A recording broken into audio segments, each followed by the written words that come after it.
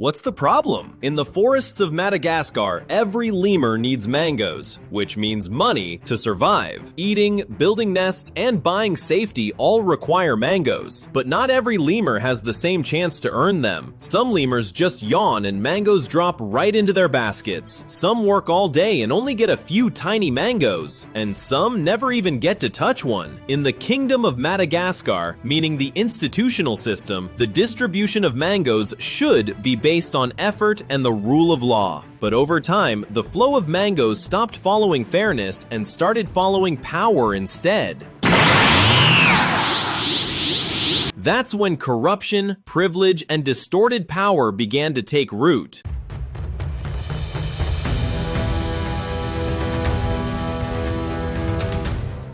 Core concepts? Power, the ability to make decisions in the kingdom. Who gets mangoes? Who goes hungry? Who's allowed to pick mangoes? Where? And how many? Privilege.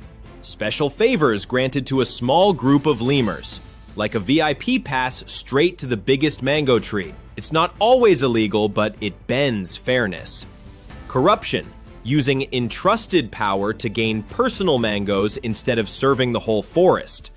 A thank you gift before mango season may sound harmless, but if the gift comes before a decision is signed, and the favor returned is mangoes or a position, that lemur has traded justice for mangoes. The mechanism and the power machine? Imagine the Kingdom of Madagascar running on 3 main gears. Monopoly, only a small group of lemurs have the authority to approve things. Discretion, they can say yes or no without having to explain why. Lack of transparency, no one oversees them, and no one knows where the mangoes flow.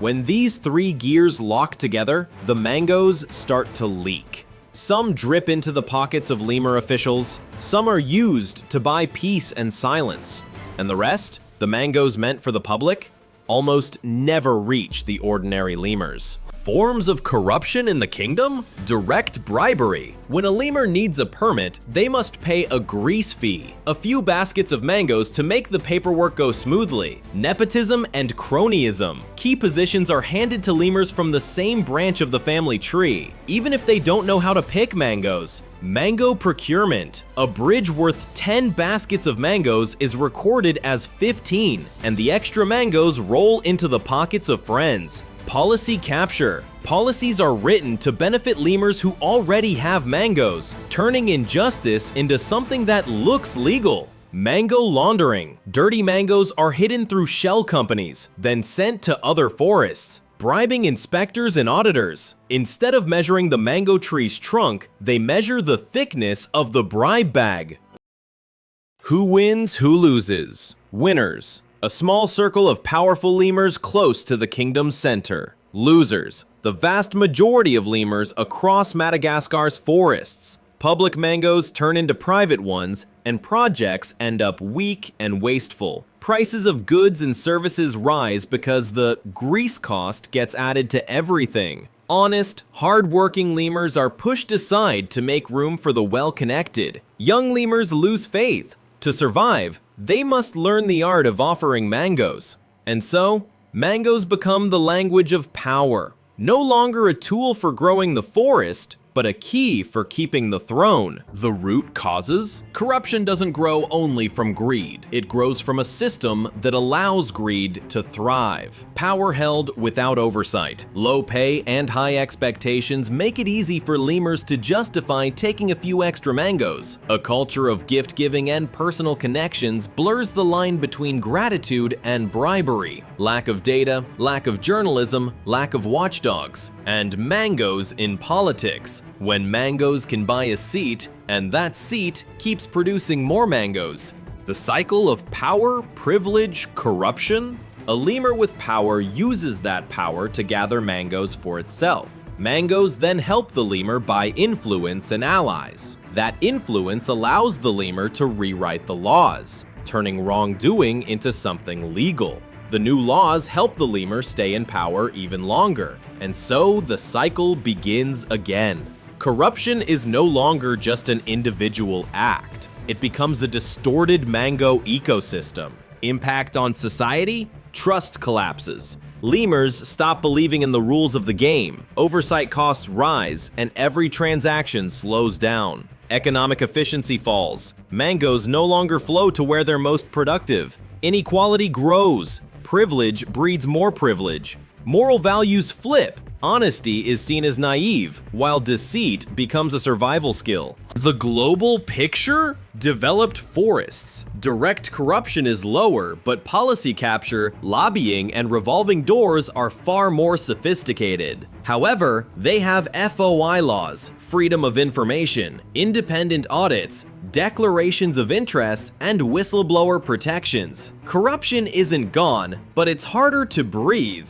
Growing forests. Petty corruption is common due to low pay, cumbersome procedures, limited digitalization, and weak oversight. As a result, the mango cost for the poor is higher than their share of income. Solutions? A. Break the monopoly chain. Simplify procedures. Fewer checkpoints, fewer stamps, fewer points to collect peels. Digitalize and remove face-to-face interactions, submit applications, track progress, and make payments online to limit backdoor deals. Make procurement data open. Publish tender documents, prices, winning contractors, contracts, and inspection results as open data. Use e-procurement systems with traceable audit logs. B. Strengthen accountability and personal responsibility. Require officials to disclose assets and interests, enforce conflict of interest rules, and mandate a cooling-off period before entering the private sector. Conduct random audits, rotate sensitive positions, and assign tasks by lottery to reduce manipulation. Let the spotlight shine where mangoes are divided. Protect whistleblowers and reward those who detect mango losses. Integrity pacts. C. Media, society, education.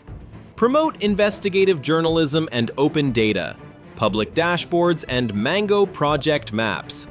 Teach public service ethics and the skill of saying no to gifts.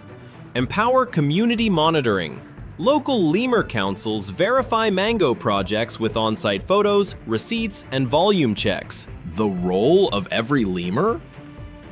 You don't have to be a king to fight corruption. A citizen lemur can simply say no to grease payments. A business lemur can choose the clean path, winning bids without bribes. A young lemur can question the rules and demand transparency. And when enough lemurs start demanding change together, the forest will transform. Ending. An open question? Corruption, power, and privilege aren't just about lost faith or a few fallen mangoes. They decide the rules of the entire forest. Who gets to climb into the sunlight, and who stays forever at the roots. So the question is, do we want to live in a kingdom where mangoes serve society, or one where society serves the mangoes?